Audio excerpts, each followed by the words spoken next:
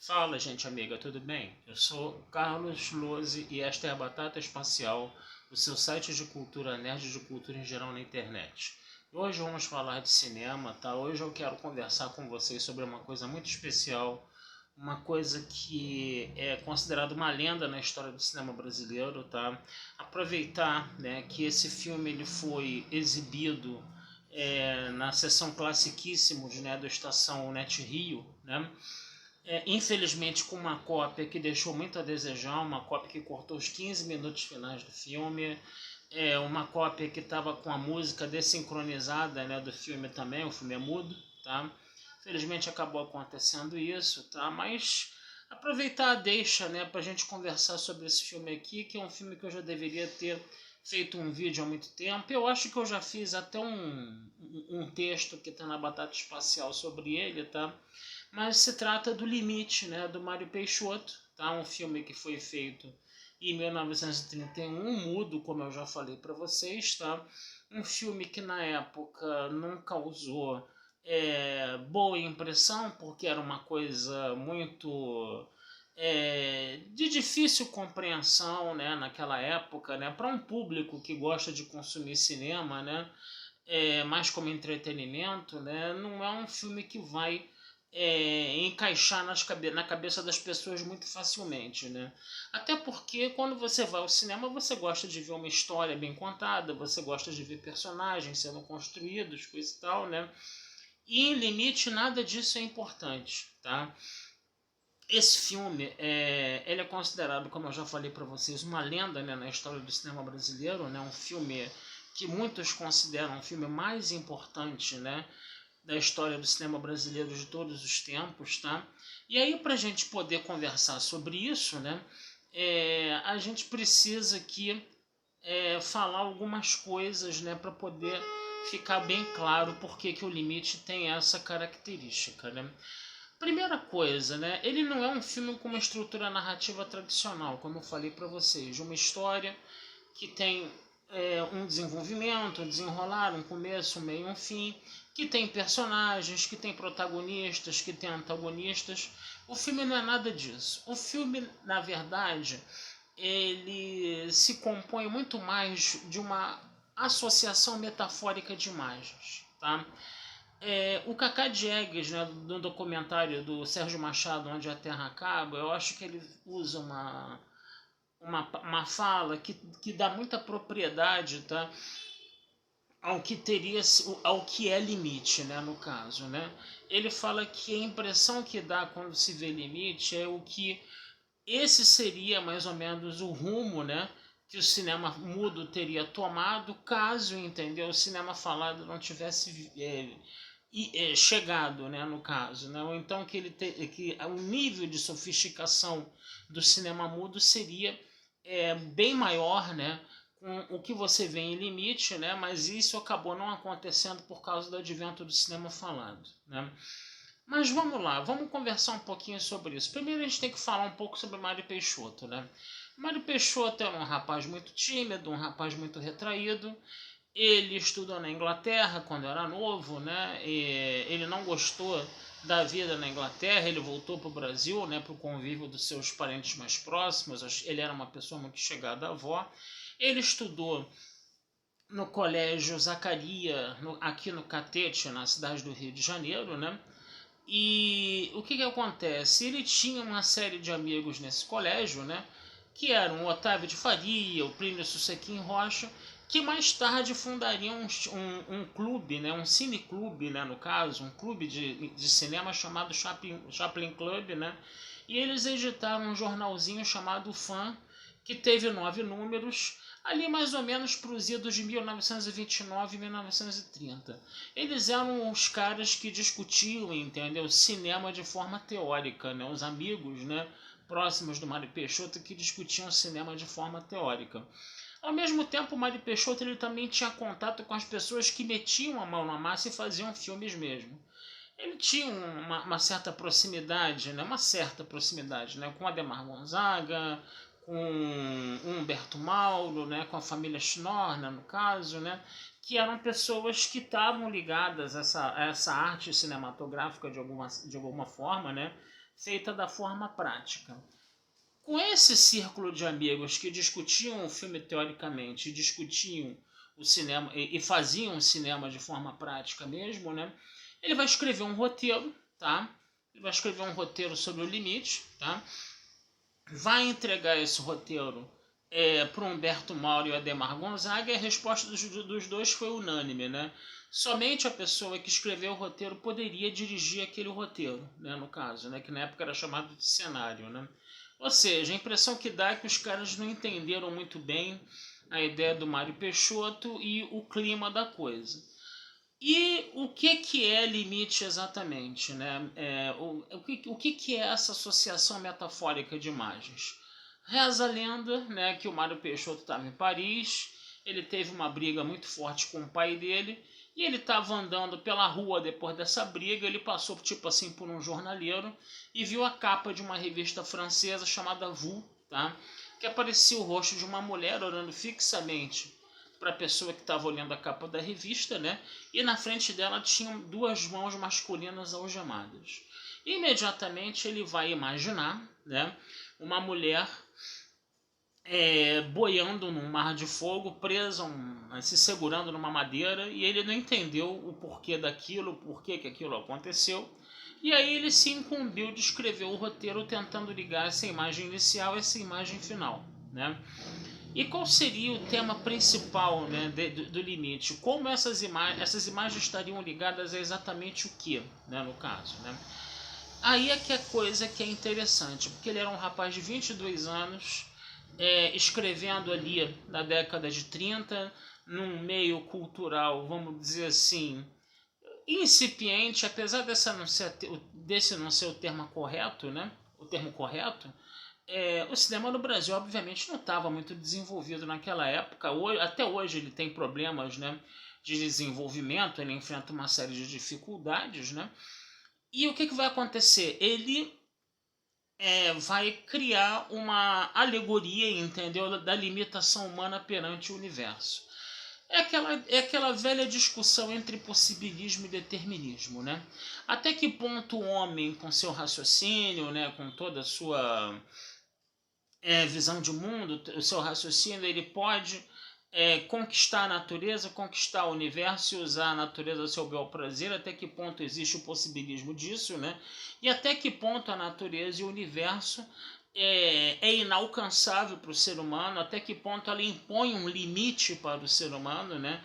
Não, isso aqui você não pode fazer de jeito nenhum, isso aqui é de domínio exclusivo nosso, da natureza e do universo, e você tem que ficar subjugado às nossas regras, né? Então o filme ele trabalha isso. Esse é o limite do filme. É essa limitação que o universo e a natureza impõem ao ser humano, né? O que causa ao ser humano um transtorno, um desespero, entendeu? E isso vai levar, vamos dizer assim, a uma situação de conflito muito grande entre o ser humano e o universo. Pois bem, né, o filme ele começa com essa imagem da mulher com as mãos algemadas, né, que o Mauro Peixoto reproduz, né? Ele logo depois coloca, né, os olhos de uma mulher, que seria o mundo humano, e depois ele coloca o mar, que seria a alegoria do universo. Então você tem essa algema, né, ali entre o mundo humano e esse mundo universal. E a partir daí, o que vai acontecer? Todas as imagens que você vai ver ali do filme, a partir dali, vão ser alegorias ou metáforas, entendeu? Dessas, tá? Imagens iniciais, né? Então, o grande pulo do gato desse filme é isso, é você identificar na materialidade das imagens, né, como elas são metamorfoses dessas algemas, dessa limitação. É claro que o filme vai ter que ter um fio narrativo para poder, né, dar chance dessas imagens se manifestarem.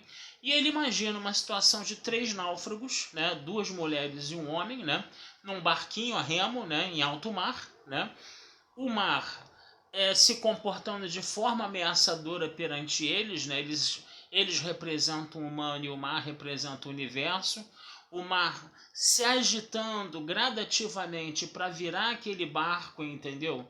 E destruir aquelas 3 vidas humanas que estão ali dentro, né? E o mar, né, a ogiva, a forma de ogiva do barco, né, seria uma manifestação dessa limitação imposta pelas algemas. Já começa daí. E aí, a partir daí, desses 3 náufragos, né, as 3 histórias deles vão ser contadas. Você vai ter a mulher número 1, que é uma mulher que cada personagem daquele ali representa um aspecto da condição humana, né?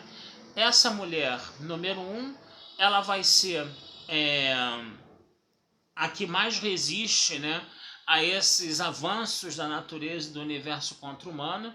Ela, por exemplo, ela se põe de frente à ogiva do barco, como se ela ameaçasse, como se ela usasse uma postura ameaçadora frente à limitação da forma ogival do barco, né? O homem número 1 vai ser um cara que está com um remo, mas ele já praticamente desistiu de lutar. O remo fica pairando, parado em cima da água, né, e no colo dele, né? Então ele é a condição humana da desistência, né? E a mulher número 2 é uma mulher que não só desistiu, como já sucumbiu. Ela é praticamente fraca, ela é extremamente sensível e ela parece desmaiada no fundo do barco, como se ela estivesse num caixão, né? Como se ela fosse uma morta num caixão, né? E aí vamos ver as 3 histórias desses personagens. A primeira história, a mulher número 1, ela estava presa, ela estava na prisão. O carcereiro tira ela da prisão, né, no caso, né? E ela vai... o carcereiro quer ter ela, né, no caso, né? Quer possuir ela, mas ela se desvencilha do carcereiro e sai andando por aí, começa a costurar para no dia a dia... para se esquecer dessa perseguição da justiça no dia a dia, até o momento em que ela percebe que a polícia, ela está lendo o jornal, ela percebe que a polícia está cada vez mais atrás dela, né? E ela foge de novo e sabe-se lá como ela vai parar no barco. A mulher número 2, né? Ela é uma mulher extremamente sensível que tem um marido bêbado que é pianista, né, de cinemas, né? Porque antigamente os filmes eram mudos, né? Então o que sonorizava os filmes mudos, né, nos cinemas menorzinhos, né, era um cara no piano, né? E ele tocava, né, para nesse piano, ele era um pianista de cinema no caso. E o homem número 2, e o homem número 1, no caso, ele era um cara que tinha uma amante, né? Ele era viúvo, ele era um cara que tinha amante, e quando ele visita a esposa, né, morta no cemitério, ele encontra o marido da amante dizendo para ele, né, que a amante dele, né, a mulher do cara, era leprosa, morfética, né, como você vê nas legendas, né? Então você vê que são 3 histórias que vão causar um desespero, que vão causar uma limitação nesses personagens, uma opressão nesses personagens, né? E é muito interessante você perceber como as algemas aparecem, a metamorfose das algemas aparecem ali o tempo todo. A mulher número 1 anda, por exemplo, numa estrada que se encontra, né, no infinito, como se fossem as ogivas do barco também. A mulher número 2, por exemplo, ela sempre anda em paisagens que tem, sei lá, árvores como se simulassem cercas de madeira, né? E no caso do homem número 2, ele corre, né, desesperado em matagais, coisa e tal, né, onde ele encontra também obstáculos, esse negócio todo, né? E você tem muito mais materializações dessas algemas, né, no filme, né, no caso, né? Por exemplo, né, além desses exemplos que eu já citei, por exemplo, na história do homem número 1, por exemplo, na câmera da Lupus no céu, onde ela junta o mundo terreno nesses loops, entendeu? Nesses travelings que formavam loopings assim, onde ele junta esse mundo terreno com esse mundo etéreo, né? E esse loop tem o formato do quê? Das algemas, né, no caso, né? Você também tem essa situação aí, né, no caso. Outra coisa também que é interessante a gente falar é o seguinte, que movimentos desesperados de câmera, né, como se a câmera quisesse se libertar dos limites do enquadramento, eles acontecem também nas histórias, né, no caso, né? Na mulher número 1, que é mais resistente, esses movimentos nervosos de câmera são muito poucos. Na história da mulher número 2, a câmera começa a se balançar de forma desesperada, entendeu?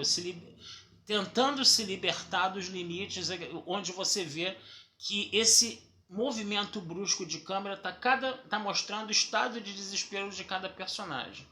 E a história do Homem Número 1, os movimentos de câmera explodem, né, de uma forma muito complicada, né, de uma forma muito elaborada, inclusive reproduzindo as algemas nesses loops que eu já mencionei a vocês.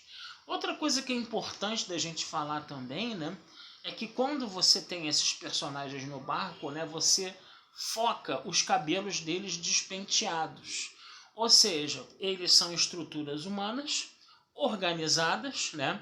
A gente pode até, de uma certa forma, usar a segunda lei da termodinâmica da física para poder compreender um pouco isso. O que seria a segunda lei da termodinâmica? Que o universo, ele tende, a estrutura organizada do universo, ela tende com o tempo a se desorganizar, né? E se você tem uma estrutura completamente desorganizada, né, você não tem nada organizado que faça uma força, que imprima um movimento. E aí o que acontece? É como se o universo gradativamente fosse se transformando num mar de partículas, entendeu? Que no fim desse universo vão ficar ali completamente aleatórias, espalhadas pelo universo, e não vão produzir mais nada. Como se você tivesse uma morte do universo pelo calor, né? Pela destruição dessas partículas aleatoriamente espalhadas, não formando mais nenhuma estrutura organizada. Pois bem, os seres humanos são estruturas organizadas, tá? De entropia baixa, né? A entropia, ela mede o grau de desorganização das partículas, né? Então, uma estrutura organizada, ela tem entropia baixa, uma estrutura desorganizada tem entropia alta. Então, o mar, por exemplo, né, que são moléculas de água espalhadas por aí, né, que representam o universo, elas têm entropia alta, né? Enquanto que os seres humanos do barco, que são estruturas organizadas, eles são organizados em membros, órgãos, sistemas, né, no caso, o corpo deles, né, eles possuem entropia baixa. Mas como o cabelo deles está desarrumado, com vento, né, com essa influência do mar e do vento, coisa e tal, né, é como se essa estrutura desorganizada do universo, entendeu, já se anunciasse nessas estruturas organizadas que são humanas, num prenúncio de que esse universo já vai destruir o elemento humano, né? Só para vocês compreenderem, né, como é que isso é colocado no filme, como é uma das formas, uma das leituras que você pode fazer desse filme, né, no caso, né? Então o limite tem todas essas coisas aí. No final das contas, você volta, né, para o barco depois que essas três histórias são contadas, né? E aí foi a parte do filme que não apareceu na exibição no cinema ontem, né? Existe uma coisa boiando no mar, né? Que pode de repente ser a salvação dos três. O homem número 1 vai se jogar na água para tentar pegar aquela coisa para trazer para o barco, né? A mulher número 2 não deixa. E a mulher número 1 fala, não, deixa ele mergulhar. E quando ele mergulha, ele simplesmente afunda e se desmancha naquele universo. Ou seja, a entropia baixa dele aumentou e ele se integrou, o universo se integrou àquela entropia alta, ele se destruiu naquele universo lá, né? O que mergulhou as duas num desespero cada vez maior. E depois você tem a sequência final, né, muito bem montada, né, que o Mário Peixoto ficou ali numa praia com muitas pedras, né, e ficou filmando a água batendo nas pedras. E com a montagem que ele foi fazendo ali, ele simulou uma tempestade. E o filme termina com a mulher número 1 como única sobrevivente, boiando não num mar de fogo, né, porque não tinha efeito especial para se fazer isso, né, mas boiando num mar normal mesmo, ela presa, se segurando num pedaço de madeira que foi o que sobrou do barquinho, né, e ela praticamente ali também se desvanecendo, se desmanchando naquele universo. E Limite, então, ele trabalha mais essas questões, essa associação metafórica de imagens e essas ideias aí que estão completamente colocadas na materialidade das imagens. O filme só tem 3 legendas ao longo de toda a sua exibição, né? E é aquela coisa, gente, filme mudo, né? Quando o cinema ainda estava se desenvolvendo como linguagem cinematográfica, Eu falo isso mais ou menos ali nos anos 10, com Griffith, por exemplo, quando Griffith estava fazendo Intolerância, por exemplo. Os filmes mudos, e num primeiro momento que a linguagem do cinema não estava muito desenvolvida ainda, né? A linguagem do cinema na materialidade das imagens estava muito desenvolvida ainda, esses filmes, entendeu, eram cobertos de legendas até com notas de pé de página. Com o tempo, né, a linguagem cinematográfica foi se desenvolvendo e a quantidade de legendas foi diminuindo. Então você pode dizer que um bom filme mudo, né, dentro dessa linguagem totalmente em cima da materialidade das imagens, é um filme que tem poucas legendas. O caso de Limite é esse. Você tem que sentir o filme ali na materialidade das imagens. Você tem que ver como as imagens que você vê ao longo do filme se relacionam com a imagem da mulher com as mãos masculinas algemadas na frente que você vê, algemadas na frente dela que você vê no início do filme, né? Então, o grande barato do filme é você ficar pescando, percebendo isso. Essas imagens, elas estão carregadas de significado e existe uma ligação metafórica entre elas, né? É interessante da gente poder perceber isso, né? Um exemplo de você falar, né, que um filme de mudo é mais sofisticado com poucas legendas, né, foi aquilo que a gente viu, por exemplo, em Humberto Mauro. Humberto Mauro, se eu não me engano, ele estava fazendo Tesouro Perdido, se eu não me engano, e ele interpretou no filme um bandido chamado Manuel Faca. Então o que ele fez? Ele criou uma legenda para apresentar o Manuel Faca. Ele botou lá, Manuel Faca, um terrível criminoso, com muitos crimes e mortes nas costas. Ele fez uma legenda quilométrica e botou a cara feia dele lá, depois, né? O Ademar Gonzaga, que já tinha uma experiência com o cinema americano, já tinha ido aos Estados Unidos, já tinha conversado com diretores, coisa e tal, já tinha visto muitos filmes mudos, né? Ele chegou e falou assim, não é desse jeito que tu faz. Você vai fazer uma legenda onde está só escrito Manuel Faca. Aí depois bota a cara do vilão e bota, entendeu? Ele chutando um cachorro. Quando ele chuta o cachorro, o espectador já vai compreender, entendeu? Que aquele cara não presta. Você não precisa fazer um tratado ali na legenda, entendeu? Para dizer que o cara é ruim, entendeu? Então, quer dizer, é mais ou menos esse tipo de coisa, tá?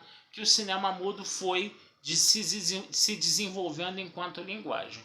Só é uma pena, né, gente, que o advento do cinema falado, né, no caso, né, essa materialidade das imagens, ela acabou perdendo muito, né? E em muitos casos o cinema acabou se transformando num teatro filmado. Mas até hoje a gente percebe em alguns filmes, entendeu? Essa coisa de você entender tudo que está acontecendo na materialidade das imagens, né? Por exemplo, lá no filme lá do Super-Homem lá, que o Christopher Reeve e a Lois Lane são assaltados, eles vão para um beco, né? Que o bandido dá um tiro, né? Aí a imagem fica em câmera lenta e você vê, né, o Clark Kent lá pegando a bala, né? E jogando a bala para lá, entendeu? Mostra, por exemplo, seria um recurso de cinema mudo, vamos dizer assim, né? A gente entende, né, que ele é um cara com superpoderes, que ele pegou a bala, jogou a bala para lá, e ele depois fingiu, né, um desmaio, né, para preservar a identidade secreta dele, né. Teve uma legenda, não teve uma fala, não teve nada. Isso daí, gente, é cinema mudo que você está vendo hoje em dia, né, no cinema de hoje em dia, né, ou no cinema do Super-Homem, que é de 79, que já foi há bastante tempo também, mas até hoje vocês sabem que existem situações dessas, né, em que você não tem uma fala, você não tem uma legenda, você não tem nada, e você observando a imagem, né, ela te passa uma informação, né, que está totalmente na materialidade dela, e isso é linguagem cinematográfica. Limite é carregado disso, e faz isso com um grau de sofisticação muito grande, tá? Para um meio, né, tão, desculpem a palavra, pode soar preconceituoso, mas para um meio tão precário, um meio tão incipiente, que era o cinema brasileiro daquela época, né, no caso, né? Realmente um filme desses aparecer aqui nessas condições, entendeu? De precariedade tão grande, né? É interessante, né? E é interessante você ver como o Mário Peixoto, ele acabou, né, bebendo de várias fontes, né? Ele acabou bebendo de várias fontes, né? ele viu o cinema de Griffith, ele viu o cinema europeu, ele viu a montagem do Eisenstein, ele viu o expressionismo alemão, entendeu? E a gente pode falar que a forma como ele trabalhou o filme tem meio que uma concatenação dos vários estilos cinematográficos que a gente via na época, né, em que o Mário Peixoto fez o filme, imaginou o filme Limite, tá? Isso era uma coisa que o Saulo Pereira de Mello, que era o curador do arquivo Mário Peixoto, né? O Saulo Pereira de Mello, ele foi aluno, né, de física, né, do Plínio Sussequim Rocha, né? Plínio Sussequim Rocha depois virou professor de mecânica celeste, né? E foi o Plínio Sussequim Rocha que garantiu a manutenção do restauro do Limite, né? E o Saulo Pereira de Mello teve um papel importantíssimo nessa restauração do Limite, inclusive, né? Então depois o que vai acontecer? O Walter Salles, né, ele tem uma produtora na Glória chamada Videofilmes, né? E na Videofilmes ele mantém, né, ou mantinha, não sei como é que está isso hoje, eu tenho que correr atrás disso depois também. Ele mantinha uma pequena sala que era o arquivo Mário Peixoto, né, que era, vamos dizer assim, capitaneado ali pelo Saulo Pereira de Mello e pela esposa dele, a Ayla, não sei pronunciar o nome dela. Infelizmente, com o tempo foi passando, né, a idade vai pegando as pessoas, o Saulo desenvolveu Alzheimer, né, e com a pandemia de Covid, infelizmente, ele faleceu. Então, eu confesso a vocês que eu não sei como está o arquivo Mário Peixoto hoje, se o arquivo Mário Peixoto foi transferido, de repente, para o Instituto Moreira Salles, entendeu? Se ele continua ali na Glória, administrado por outras pessoas, não tenho ideia do que está acontecendo com o arquivo Mário Peixoto hoje. Mas eu confesso a vocês que mais tarde eu vou me informar sobre isso para saber o que está acontecendo. E o Saulo, ele conversava isso, né? Ele falava, né? Retomando a discussão, né? O Saulo, ele falava que o Mário Peixoto, né? Ele foi amigo pessoal do Mário Peixoto, né? No caso, né? Ele conversava muito com o Mário Peixoto, ele escreveu o roteiro junto com o Mário Peixoto, né? Que é o Outono do Jardim Petrificado. E ele falava, né? Que o Mário Peixoto realmente reunia, né, dentro dele, dentro da cabeça dele, dentro da feitura dos limites, coisa e tal, né, vários estilos cinematográficos contemporâneos à época dele. Então tudo aquilo do início da história do cinema, né, desde Griffith, passando pelo Eisenstein, passando pelo cinema europeu, entendeu? Ele realmente conseguiu ali, meio que no limite, fazer uma concatenação disso, né, com um enorme grau de sofisticação, né, que aparentemente seria impossível de acontecer aqui, mas acabou acontecendo. Por isso que esse filme é tão importante, gente. Eu recomendo fortemente para vocês, tá? Ver Limite, tá? É um filme de difícil compreensão, né? A pessoa que não tem nenhuma informação sobre ele, tá? Primeira vez que eu vi Limite, eu não estava entendendo nada, né? Mas eu percebia que eu estava vendo alguma coisa de muito importante, de muito diferente. Depois eu li um livrinho da coleção Arte Mídia da Rocco, da editora Rocco, do Saulo Pereira de Mello, falando sobre o Limite, tá? Aí que eu comecei a entender melhor o Limite. Depois visitei o arquivo, conversei com o Saulo Pereira de Mello pessoalmente, o dia que eu conheci ele. A gente ficou conversando a tarde inteira sobre o Limite, parecia que eu já conheci ele há muitos anos, né? Foi uma conversa muito bacana, eu tenho lembranças muito boas do Saulo, tá? E é isso, gente. Eu já devia ter feito um vídeo desses, né? Conversando sobre esse filme. O vídeo tá até longo, tá? Mas é aquela coisa, né? Quando você gosta muito do cinema, quando você ama muito o cinema, quando você ama muito um filme, você tem uma tendência a ter bastante informação sobre ele, a conversar sobre ele. Mas procurem, tá, gente? Tem no YouTube, tá? Tem no YouTube uma versão que foi restaurada por uma fundação, inclusive amparada pelo Martin Scorsese, né? Que o Martin Scorsese, ele tenta recuperar filmes, né, pelo mundo inteiro que estão passando por ameaças de desaparecimento, né? Filmes do mundo inteiro que passam por essa ameaça, tá? E o Limite sofreu uma restauração dessa fundação em 2010, tá? Além da restauração, né, que o Plínio Sussequim Rocha já tinha feito, né, junto com Saulo Pereira de Mello. Tá certo, gente? Vou ficando por aqui, tá? Desejando vida longa e próspera a todos, tá? Não deixem de visitar meu site batataespacialtudojunto.com.br e futuramente a gente conversa mais sobre cinema aí com vocês, tá bom? Abração, fui e até a próxima.